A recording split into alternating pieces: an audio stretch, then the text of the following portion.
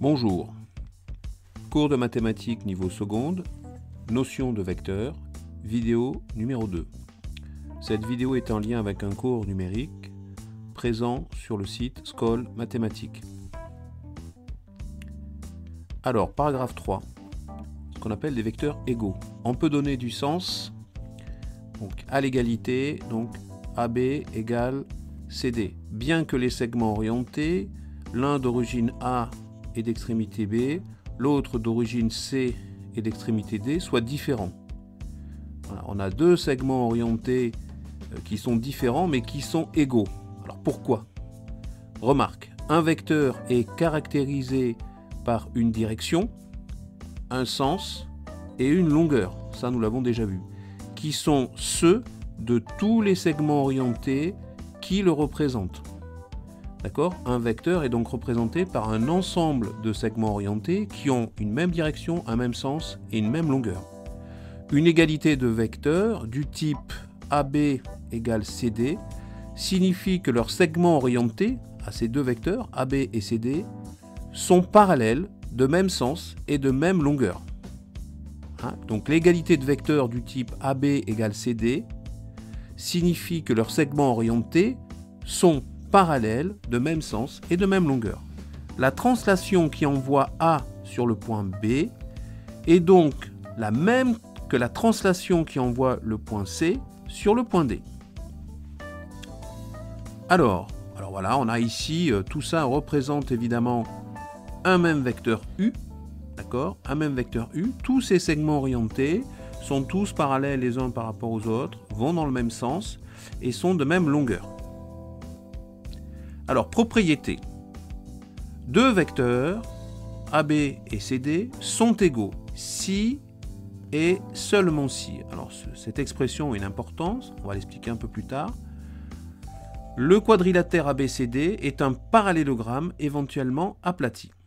Alors, remarque, en logique, si et seulement si est utilisé pour une équivalence, c'est-à-dire par ce symbole-là, ce qui signifie que la propriété est vraie dans les deux sens. Alors, qu'est-ce que ça veut dire que la propriété est vraie dans les deux sens? Eh bien, si j'ai donc AB, le vecteur AB, donc égal donc, au vecteur CD, alors ABCD donc est un parallélogramme.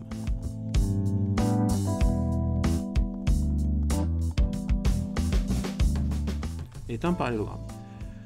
Alors, si, donc ça c'est l'implication dans un sens, c'est-à-dire on part de cette hypothèse, on arrive à cette conclusion-là. Alors, si maintenant je sais que dans l'autre sens, l'implication dans l'autre sens, ça va être quoi? C'est si donc ABCD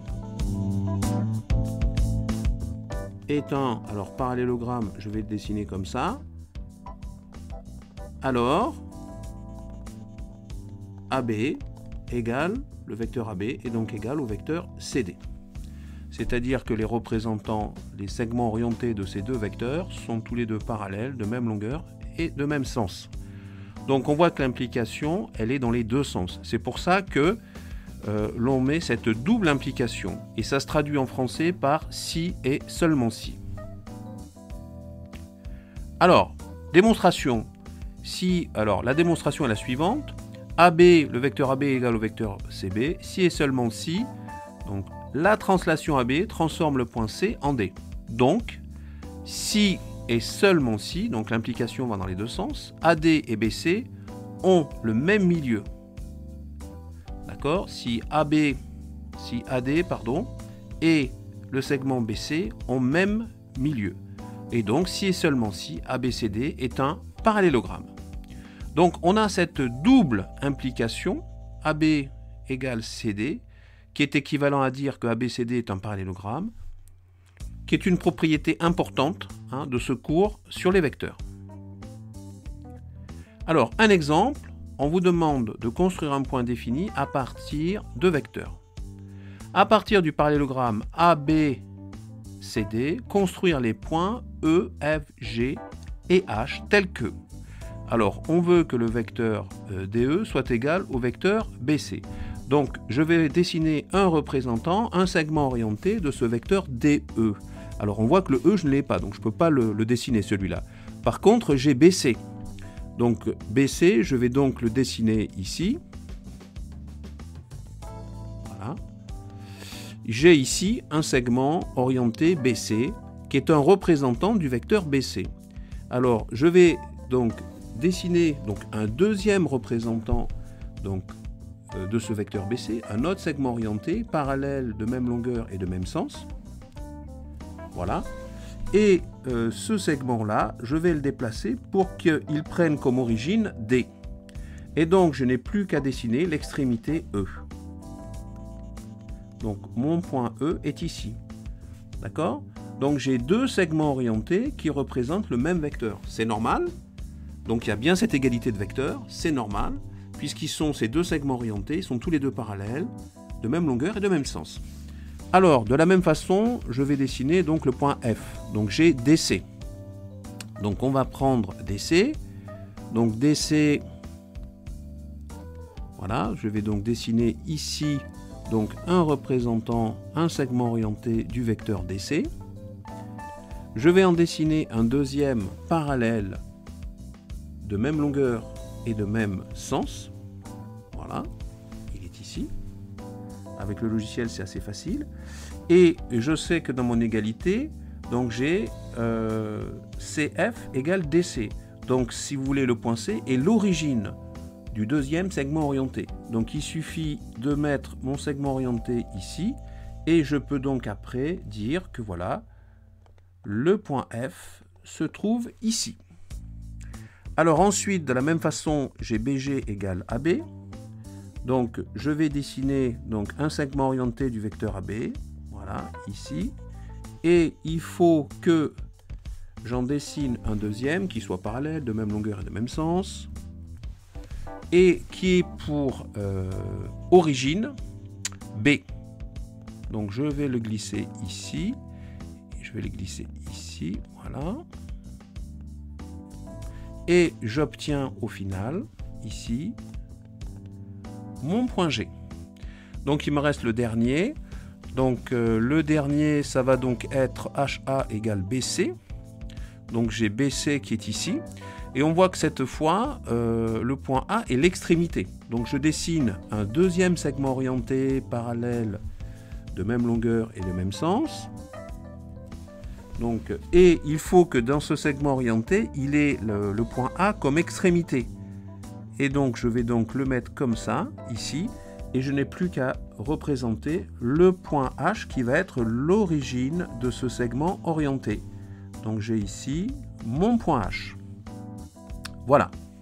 Alors, ensuite, donc voilà l'exercice qu'il fallait réaliser.